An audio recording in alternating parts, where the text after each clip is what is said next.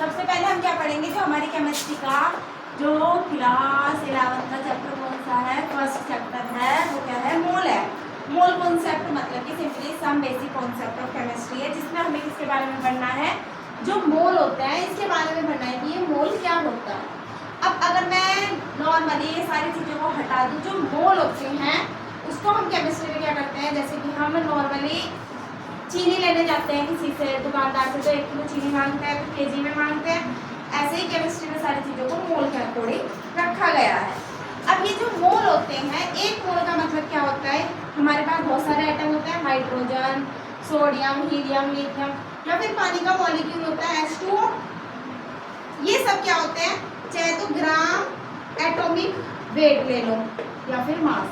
Gram atomic mass जो होता है, यानी कि इसका कुछ मास होगा, इसका अपना कुछ मास होगा, इसका मास 1 है, इसका मास 23 है, ये, या फिर ग्राम मॉलिक्यूलर मास, मतलब कि इस पूरे का जो मास होगा वो सब 1 मोल के क्या होंगे, इक्वल होंगे। इस 1 मोल का मतलब क्या है, इसका जो मास है 1 होता है, तो ये भी कितना है, 1 मोल के इक्वल है। इसका मास 23 होता है, ये भी 1 मोल के इक्वल है। इसका अगर हम मास निकालना भी सीखेंगे, वो 18 हुआ, तो ये 18 जो है ये भी 1 मोल के इक्वल है।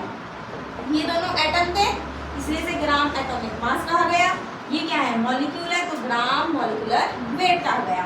मास कह लो या वेट कह लो, ये दोनों क्या है, 1 मोल के इक्वल है। अब इसी के तरीके से क्या होते हैं, जो हमारे 1 मोल होता है उसमें नंबर ऑफ एटम भी आ सकते हैं, या फिर नंबर ऑफ मॉलिक्यूल भी आ सकते हैं, वो भी क्या होंगे, 1 मोल के इक्वल होंगे। हम उन्हें क्या करेंगे, निकालेंगे। अब इसके साथ साथ इसमें नंबर ऑफ इलेक्ट्रॉन, प्रोटॉन और न्यूट्रॉन भी आ सकते हैं। अब ये सब किसके इक्वल होता है, जो 1 मोल होता है वो एक अवोगाद्रो नंबर होता है, जो 9th क्लास में थोड़ा सा याद करा था, 6.022 इंटू 10⁻23।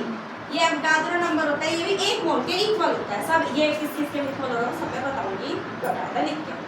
अब क्या होता है, अगर हमने मोल में लिया ये, अब वही चीज़ अगर हमारी लीटर में आ गई, तो जो 1 मोल होता है लीटर के लिए हम क्या बोलते हैं, STP, standard temperature and pressure पे 22.4 जो लीटर हम वॉल्यूम से क्या कर देंगे, मल्टीप्लाई कर देंगे, तो हमारे 1 मोल आ जाएंगे।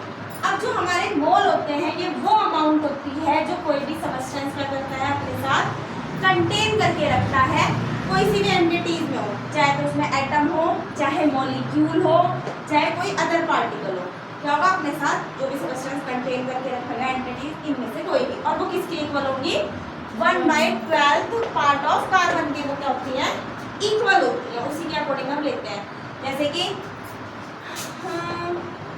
1 किलो को 1000 ग्राम से हम डिनोट कर देते हैं। ऐसी केमिस्ट्री में सारी चीज़ों को कार्बन 12 से जाके देखना है। कार्बन जो है केमिस्ट्री के अंदर जो एटॉमिक नंबर जिसका 6 है वहाँ पे। अब क्या होता है, जो हमारा अभी का प्रेजेंट सिस्टम है उसमें जो कैलकुलेशन की जाती है एटॉमिक मास की, वो किस पे बेस होती है, 1/12 part of the equal to be the 1 AMU।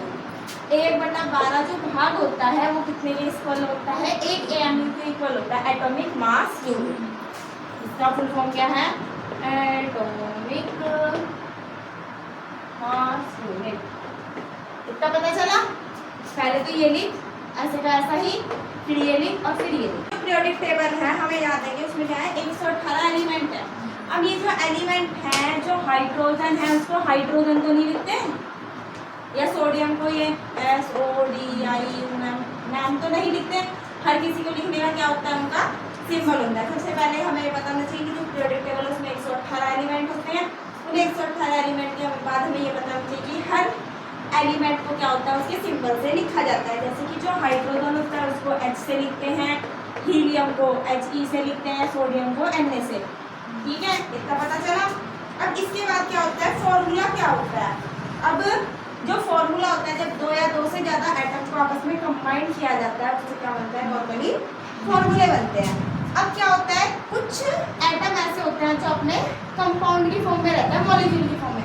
जैसे कि जो हाइड्रोजन होता है वो कभी भी अकेला नहीं रहता, वो दूसरे हाइड्रोजन से क्या रखता है, रिलेशनशिप बना के रखता है, और H2 की फॉर्म में रहता है। अब ये H2 की फॉर्म में ही क्यों रहता है, क्योंकि इसके पास क्या होती है, इसकी वैलेंसी 1 होती है। 1 वैलेंसी का मतलब क्या है, ये पीरियोडिक टेबल में सबसे ऊपर है, 1 पे हो रहा। जितने भी एलिमेंट है उनको पूरा होने के लिए क्या बनना है, ये वाली लाइन बननी है। 2 बने मतलब हीलियम, 10 बनेंगे तो neon, argon, krypton, xenon, radon और ये। अब इसमें क्या है, जो हाइड्रोजन होता है उसके पास एक ही तो इलेक्ट्रॉन होता है, ठीक है। अब ये जो एक इलेक्ट्रॉन है यानी कि इसकी वैलेंसी कंप्लीट है ना, इसको भी 2 बनना है हीलियम जैसा, तो दूसरे इलेक्ट्रॉन से क्या करता है, कॉम्बिनेशन करता है, तो ये H2 का मॉलिक्यूल बना देता है, तो इस फॉर्म में ये इजीली बढ़िया से रहता है। ऐसे ही जो ऑक्सीजन होता है वो O2 की फॉर्म में रहता है। अब वो O2 की फॉर्म में क्या रहता है, उसकी वैलेंसी क्या हो जाती है, कंप्लीट हो जाती है। इसीलिए अब क्या होता है, जो एलिमेंट इलेक्ट्रॉन का लॉस करते हैं, जो क्या करते हैं, जो एलिमेंट इलेक्ट्रॉन का क्या करते हैं, लॉस करते हैं, उनके ऊपर कौन सा चार्ज आता है, पॉजिटिव चार्ज आता है, और इसे क्या बोला जाता है, इलेक्ट्रोपॉजिटिव बोला जाता है, ठीक है। जो इलेक्ट्रॉन का लॉस करते हैं उनके ऊपर पॉजिटिव चार्ज आता है और उन्हें इलेक्ट्रोपॉजिटिव एलिमेंट कहते हैं। सेम इसी के अपोजिट जो इलेक्ट्रॉन को क्या करते हैं, गेन करते हैं, इनके ऊपर क्या आता है, नेगेटिव चार्ज आता है और इन्हें क्या बोला जाता है, इलेक्ट्रो नेगेटिव एलिमेंट कहा जाता है। अब जब ये इलेक्ट्रो पॉजिटिव और इलेक्ट्रो नेगेटिव एलिमेंट आप उसमें कंबाइन करते हैं तो ये एक फॉर्मूला बनाते हैं।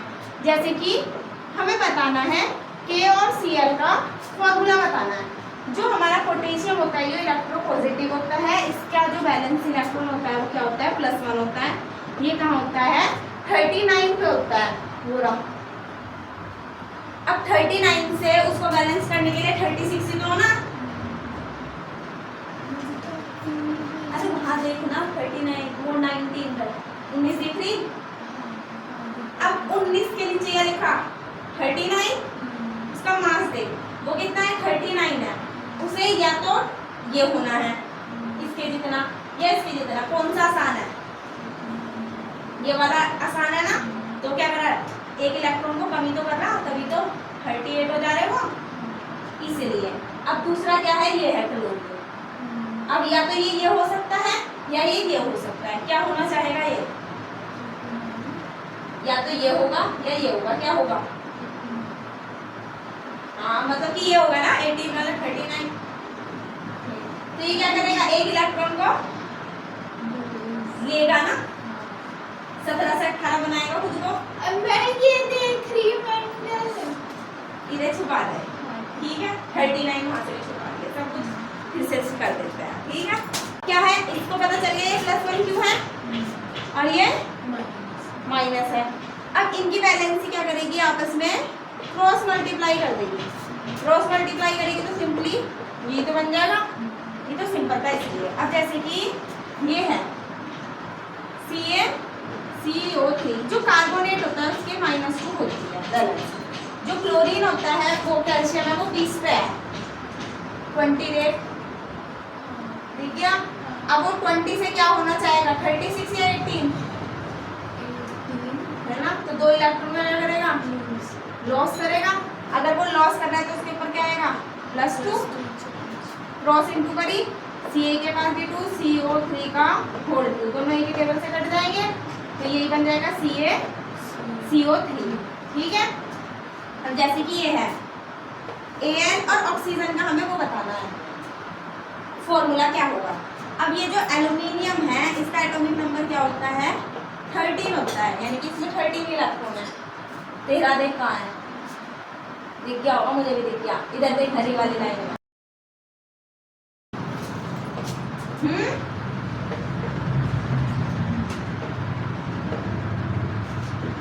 तो इसके पास क्या है, Al2 और यहाँ पे O3। इसे क्या बोलते हैं, फॉर्मूला बनाना बोलते हैं। वो बहुत पुराना है, वो तुम्हारे में पूछा भी नहीं जाएगा, पर ये है ना, जब चल रहे हैं तो शुरू से चला ना, पता तो चलिए ना, सिंपल है, पॉजिटिव क्या है, फॉर्मूला कैसे बना, इसीलिए। अब इसके बाद जो नेक्स्ट है वो क्या है, लिखना नहीं है, लिखना हो तो कहीं हो चाहिए। अब क्या होते हैं, जो कंपाउंड होते हैं, बाइनरी कंपाउंड का मतलब क्या होता है, जब दो चीज जैसे कि ये है Mg और Cl2 है, ये क्या है, बाइनरी कंपाउंड का मतलब क्या होता है, जब दो एटम आपस में जुड़ने के बाद कंपाउंड बनाते हैं। ये भी क्या है, बाइनरी कंपाउंड है। एक तो एल्यूमिनियम है और एक क्या है, ऑक्सीजन। इसका नाम एल्यूमिनियम और ऑक्सीजन का नहीं होगा, इसको क्या बोलेंगे, एल्यूमिनियम ऑक्साइड बोलेंगे। अब OX OXYGEN, ऑक्सीजन ना लिख के क्या लिख दिया, ऑक्साइड लिख दिया, ठीक है। ऐसे ही जो मैग्नीशियम है और क्लोरीन है, मैग्नीशियम का तो नाम मैग्नीशियम ही आ जाएगा। अब इसे CHOLOR, क्लोरो नहीं लिखेंगे, क्या लिखेंगे, क्लोराइड लिखेंगे। तो इसमें क्या सफिक्स लगाया, सफिक्स क्या होते हैं जो नाम के पीछे लगते हैं। अब कौन सा लगाया, IDE। अब क्या होता है बाइनरी कंपाउंड में अगर नॉन मेटल आए, नॉन मेटल कौन सी होती है, जो इधर वाली है, ये सारी क्या है, देखो वाला है ना वो नॉन मेटल ऊपर ऐसी, ये सारी क्या है, नॉन मेटल है। तो इनमें सफिक्स आइड लगता है, इतना हल्का सा याद रखना है, ज्यादा नहीं याद रखना, पता चल गया ना। अब इसके बाद जो नेक्स्ट है, अब क्या होता है अगर एक जैसे 2 3 4 5 आ जाए, जैसे कि अभी तो 2 ऑक्सीजन है, अगर कहीं पे 4 ऑक्सीजन हो गए तो उसके पास क्या लिखेंगे, अगर ऑक्सीजन की वैल्यू कहीं पे 4 हो गए तो उसे क्या बोलेंगे, टेट्रा बोलेंगे। वो मैंने बताया था, 2 हो तो मुक्ताई, 3 हो तो ट्राई, 4 हो तो टेट्रा, बस वैसे लिखना नहीं है, याद रखना है। ये याद रखिए, इलेक्ट्रोपॉजिटिव और इलेक्ट्रोनेगेटिव, ठीक है। अब इसके बाद क्या है,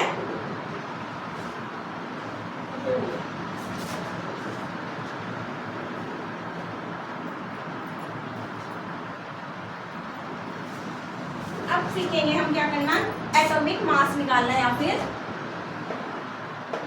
मॉलिक्यूलर जो मास होते हैं उसको किस तरीके से हम निकालते हैं अलग अलग कंपाउंड के अंदर, जो उसके बाद लिखना है। अब जो ये मेरे मॉलिक्यूलर मास होते हैं उसको निकालने के लिए सबसे पहले मैंने क्या ले लिया, एक NH3 ले लिया या फिर H2O ले लिया। अब हाइड्रोजन का एटॉमिक मास कितना होता है, एक हाइड्रोजन का मास 1 होता है, कितने हैं, 2, तो 2 का मास 2 प्लस ऑक्सीजन का होता है 16, तो ये कितने हुए, 18। अब ये जो 18 है ये क्या है, 18 यूनिट है, अभी मैं इसे यूनिट लिख रही हूँ, इसे ग्राम भी लिखा जा सकता है, AMU भी लिखा जा सकता है। अब ये जो 18 यूनिट है ये किसके इक्वल है, एक मोल के इक्वल है। ऐसे ही जो मेरा ये है NH3 है, इसका एटॉमिक मास 14 होता है और इसका एटॉमिक मास कितना होता है, 1 का 1 तो 3 का 3, तो टोटल कितना हुआ, 17 यूनिट।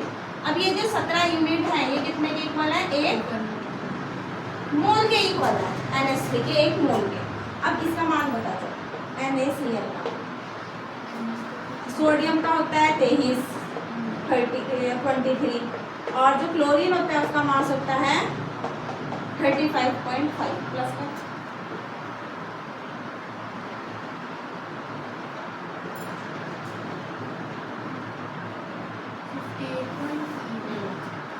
अब ये जो हमारा 58.5 आया, इसकी जो ये इतनी यूनिट है ये 1 मोल के इक्वल है।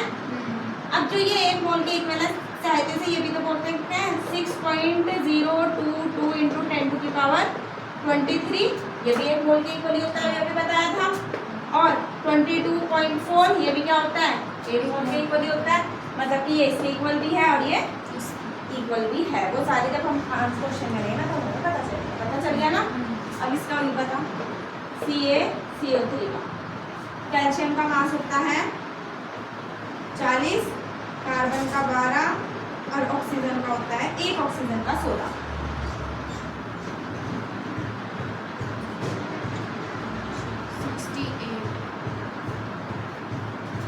KCl है, इसके साथ के मास वाले के, हाँ लिखे, किसका बताओ, ऐसा बताओ,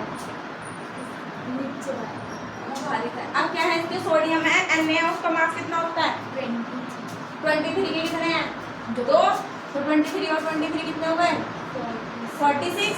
सल्फर का कितना हुआ 32, वहाँ ही लिखा होगा, मैंने नहीं लिखा होगा तो 32।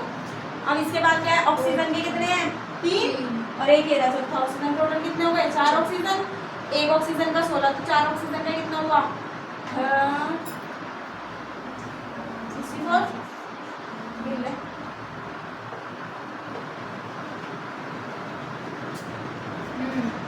पर यहाँ पे एक अकेला ऑक्सीजन थोड़ा ही, ऐसे साथ कितने ऑक्सीजन है 5 ऑक्सीजन है ना। अब अब ये डॉट है ना, 5H2 और 5 OU है ना, पूरे को गिना जाएगा ना, ये 5, तो 5 ऑक्सीजन यहाँ और 3 ऑक्सीजन यहाँ, तो टोटल कितने ऑक्सीजन हो गए? 8। तो 16 की 8 से मल्टीप्लाई कर कितना आया?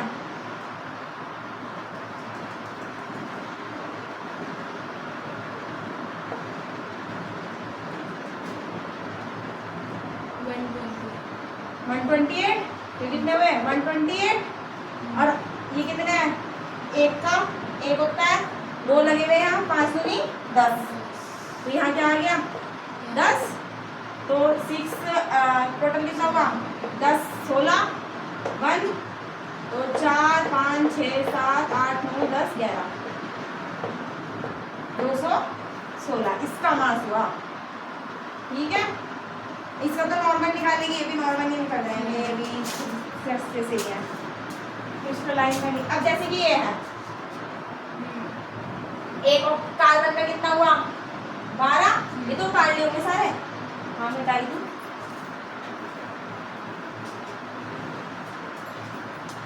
अब एक कार्बन का कितना हुआ? 12।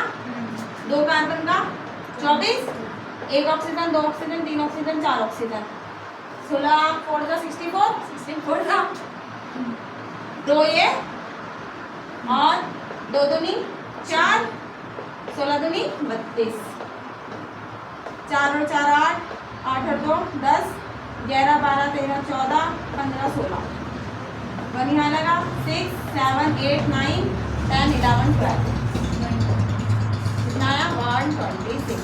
पता चला कैसे निकाला? इसका भी निकालना है। 12 की मल्टीप्लाई 12 से करनी है, प्लस 22 तो 22 ही रहेगा, प्लस 11 की मल्टीप्लाई 16 से करनी है। कुछ आएगा, मैं बताती नहीं क्या आएगा, और वो याद नहीं आ जाएगा। इसका मास तो याद ही रखना है, इसका भी याद रखना। ये ग्लूकोज होता है, ये सुक्रोज होती है। ये ग्लूकोज वो एनर्जी ड्रिंक वाला, ये चीनी उधर में यूज हो रहा है। ठीक है, अब इसके बाद मिटा दिया मैंने, तो पढ़ लेगी ना। अब 2-3 फॉर्मूले लिखने हैं। नंबर ऑफ मोल, जो मोल होते हैं इसे क्या करते हैं? स्मॉल एन से, छोटे से एन से क्या करते हैं? डिनोट करते हैं। नंबर ऑफ मोल निकालने के लिए क्या करते हैं? गिवन वेट और ग्राम मॉलिक्यूलर वेट लिखते हैं। एक चीज बतानी भूल गई, सबसे पहले जो बतानी थी, जो मोल होता है ये क्या होती है? SI यूनिट होती है किसकी? एटम की। मैं भूल गई बताना। ठीक है, जो मोल होता है वो एटम की क्या होती है? SI यूनिट होती है। अब क्या होता है? नंबर ऑफ मॉलिक्यूल या फिर नंबर ऑफ एटम को निकालने के लिए क्या करते हैं हम? जो हमारे नंबर ऑफ मोल होते हैं उसकी मल्टीप्लाई किससे कर देते हैं? एवोगाड्रो नंबर से कर देते हैं। इससे क्या बोलते हैं? 6.023 10 की पावर 23। और अगर हमें वॉल्यूम में बताने नंबर ऑफ मोल या मॉलिक्यूल, तो गिवन वॉल्यूम अपॉन में वही वाली वॉल्यूम 22.4 और एवोगाड्रो नंबर से मल्टीप्लाई। वॉल्यूम है तो यही वाला फॉर्मूला आएगा। ठीक है, अब इसके बाद क्या होते हैं? ये सारे मैंने बताया था ना कि क्या कहते हैं, जैसे कि जो H2 होता है उसके 18 ग्राम 18 U होते हैं, ये 1 मोल होते हैं, और ये 1 मोल 6.022 10 की पावर 23 के इक्वल होते हैं। अब क्या है? ये 1 मोल है, एक क्वेश्चन ले लिया, लेट्स सपोज वो हाइड्रोजन के 1 ग्राम हाइड्रोजन के बराबर है, मतलब कि इसका एक ही तो एटम है, मॉलिक्यूल होता है, मॉलिक्यूल लिख लेते हैं। तो 1 मॉलिक्यूल 1 U के बराबर है, मतलब कि 1 AMU के। अब इसकी वैल्यू मैंने तुझे बताई थी 1.67 10 की पावर -24। ये किसके इक्वल है? 1 U के, और वो 1 एटम के इक्वल है, सब एक दूसरे के इक्वल है। अब ये जो 1 U है यानी कि 1 ग्राम है, सब कुछ एक दूसरे के, तो ये जो 1 ग्राम है अगर मैं इसे लेके जाऊँ तो ये क्या हो जाएगा? 1 अपॉन में ये है, ये इधर चला गया तो किसके आ जाएगा? 1 अपॉन में 6.023 जो भी आ गया। ये 1 ग्राम किसके हैं? हाइड्रोजन के हैं। अब इसकी जब मैं इसे डिवाइड करूंगी तो मेरा आंसर क्या आएगा? 0.23 इंटू 10 टू की पावर, ये किसमें है? माइनस में, ऊपर जाएंगे तो प्लस में हो जाएंगे, और वो कितनी आएगी? 23, क्योंकि यहाँ से पॉइंट हट के 1 0 कट जाएगी। नहीं आएगी तो कैलकुलेशन करके देखो, जैसे कि तो मिटा दूँ तो लिखा हुआ है ना, क्वेश्चन ऐसे कर लेंगे ना और तुझे पता चल जाएगा। जैसे कि हमने क्या लिया, सोडियम लिया, सोडियम का एटॉमिक मास कितना हुआ है 23, Na लिया। अब 1 मोल जो मेरे पास Na है उसमें कितने ग्राम है, 23 ग्राम है। अब जो एक एटम है, एक ही तो है सोडियम, तो एक एटम कितने के बराबर हुआ, 23 U के बराबर हुआ। अब इसका मतलब क्या है कि इसके जो 23 है मल्टीप्लाई 1 U, तो वो किसके इक्वल हो गए, एक एटम के इक्वल हो गए। ठीक है, अब ये जो U है इसकी जगह फॉर्मूला वो आ गया एक वैल्यू 23 इंटू 1.67 10 की पावर 24 माइनस के इक्वल टू 1 एटम। अब ये तो ग्राम में ही चलना पूरा का पूरा 23 ग्राम। अब ये 23 ग्राम जो है ये क्या हो जाएगा 1 अपॉन में, यहाँ तो एटम ही लिखा है ये रहा, और ये किसकी मल्टीप्लाई इधर जाएगी तो डिवाइड 1.67 इंटू 10 टू की पावर माइनस 24। इसे जब हम सॉल्व करेंगे तो सॉल्व करने के बाद इसका जो आंसर आएगा वो कितना आएगा 6.023 10 टू की पावर 23 प्लस के एटम। और ये जो 23 ग्राम है मेरा वही क्या है, सोडियम ही तो है, सबके आगे वही वैल्यू, हर किसी की वैल्यू वही आएगी। एक ऐसा ही क्वेश्चन तू घर से करके लाएगी, सेम टू सेम है, कुछ नहीं करना, एक को देखेगी तो दूसरा कर देगी। किसके लिए लेके आई हो, ऑक्सीजन का बता दिए, सोडियम का, हाइड्रोजन, कार्बन का लेके आई हो। नीचे होता है 6 और ऊपर होता है 12, एटॉमिक नंबर 6, मास ही लेना है 12। और एक क्लोरीन, नहीं क्लोरीन तो रहने दे, नहीं लेते होना तो कुछ नहीं। इसका मास होता है 35.5 और यहाँ तो 17 लिखते हैं, इधर 35.5। इन दोनों को घर से करते हैं, पता चला ना कि 1 ग्राम एटम के इक्वल कैसे है, ए अनुसार atom of find number of mole molecule किसके NH3 के, कितने ग्राम है NH3 तो लिखा ही नहीं मैंने।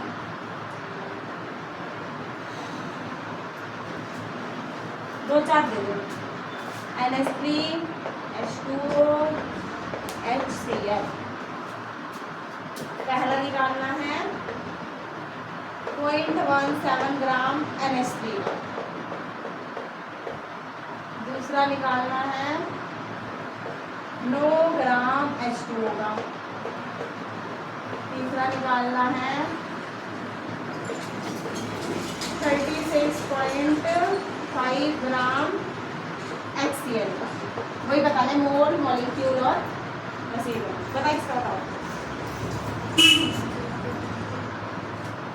ये है पहले का निकाल ले मोल, गिवन वेट कितना है 36.5, HCl का ग्राम मोलिकुलर वेट, H का 1 होता है, Cl का 35.5, तो कितना है 36.5, तो ग्राम मोलिकुलर वेट भी कितना है 36.5, कट गया तो कितने आ गए 1 मोल।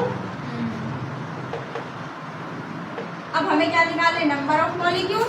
जो नंबर ऑफ मॉलिक्यूल होता है इसको निकालने का फॉर्मूला क्या होता है, गिवन वेट अपॉन में ग्राम मॉलिक्यूलर वेट मल्टीप्लाई 6.023 10 की पावर 23 होगा, दिखता है। तो ये तो बनी आया, अब ये भी निकालना था हमने, और इसकी मल्टीप्लाई सी होगी 6.023 10 की पावर 23, तो ये इक्वली आ गया 1 बन गया 1। वो मैंने कैलकुलेशन ऐसी दिया बाबू। अच्छा, और अगर 17 से करो तो अलग है, मैंने गिवन वेट ऐसा ही दिया ना, ले ले तू बदलेगा आंसर। 49 ग्राम H2SO4 दिया हुआ है, जिसमें हमें mole molecule, number of mole, number of molecule और नंबर ऑफ वॉल्यूम बतानी है कि वॉल्यूम कितनी है। अब क्या है, H2SO4 का अगर मैं मास निकालूं तो कितना आएगा, हाइड्रोजन के 2 हैं 32 का, सल्फर का कितना है 32, एक ऑक्सीजन का 16, 4 ऑक्सीजन का नहीं, ये खत्म 64, टोटल कितना आया 98। ठीक है, अब जो मोल होता है उसका फॉर्मूला क्या है, गिवन वेट अपॉन में gram molecular weight. Given weight कितना है 49 और ग्राम मॉलिक्यूलर वेट 98। 49 के अगर 2 से मल्टीप्लाई करेगी 18 1 8 और 1 आ गया 92। तो ये क्या हो जाएगा 2 बारी कट जाएगा तो क्या आया 1/2। 1/2 को डिवाइड करेगी तो कितना आएगा 0.5। ठीक है, ये मोल आ गया। अब नंबर ऑफ मॉलिक्यूल निकालने के लिए क्या करते हैं, वही गिवन वेट अपॉन में ग्राम मॉलिक्यूलर वेट मल्टीप्लाई 6.023 × 10⁻23। अब ये तो सॉल्व करके तुझे पता ही आया, तो 0.5 मल्टीप्लाई 6.023 इंटू 10⁻23 इसकी इसके साथ मल्टीप्लाई करी तो 5 3 15, 10/11.30। सेम टू सेम पहले वाला आंसर। 5 6 अच्छा हाँ ठीक है। अब पॉइंट बताइए कहाँ आएगा। 6 के 30 टोटल पॉइंट कितने के बाद है 1 2 3 4। 4 तो 3 के बाद 4 के बाद है ये लिख ले, चाहे इस पॉइंट को अगर हटाएगी तो यहाँ कितना आएगा 10। तो इसका आंसर ये भी हो सकता है 30.115 इंटू 10⁻22। एक पावर घट गई। हाँ ठीक है, इजी है। पीछे वाले में से भी कर, वो मैंने पॉइंट गलत जगह लगाया था। हाँ लगेगा कि 4 है ना 0.5 था ना वो भी। ठीक है, अब जैसे कि ये है क्वेश्चन है mass of 5.6 litre of gas. उसने मास हमें दे दिया, ठीक है, और गैस का 8 ग्राम वो है। Find the molecular weight. कैसे हुआ, अरे वॉल्यूम भी रह रही, गिवन वेट और ग्राम मॉलिक्यूलर वेट नहीं लिखना था। क्या करा वॉल्यूम निकालने के लिए बता।